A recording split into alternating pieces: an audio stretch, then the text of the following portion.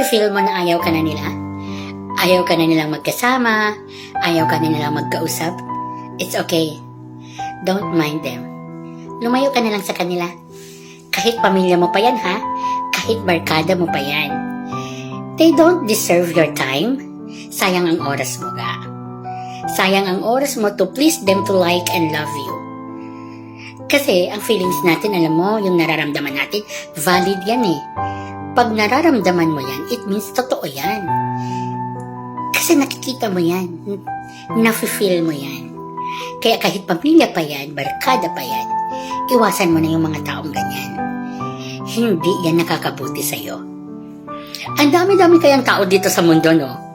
Hindi lang sila. Kaya hindi naman lahat ng tao dito sa mundo ayaw ka, di ba? Kaya doon tayo. Pili tayo ng lugar na kung saan accepted tayo, na kung saan importante tayo, na kung saan mahalaga tayo sa kanila at mahal nila tayo. Kaya nila tayong intindihin. Pumili din tayo ng mga taong naintindihan tayo. Yung hindi tayo i-judge dahil lang nagkamali tayo. Diba? Doon tayo sa mga taong iyon. Minsan nga, naiisip ko rin, minsan mas mabubuti pa talaga yung mga taong hindi mo kilala.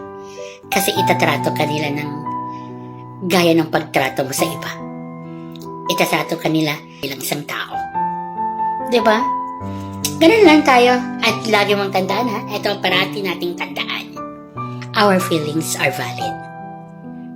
Pwede nila tayong lokohin sa mga mata natin, sa tenga natin, kung anong naririnig natin, pero hindi nila pwedeng lokohin ang nararamdaman natin.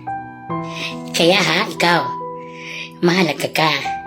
Lagi mo yung tandaan. At huwag magpa-stretch sa mga taong ayaw ka. E di kung ayaw ka nila, go on.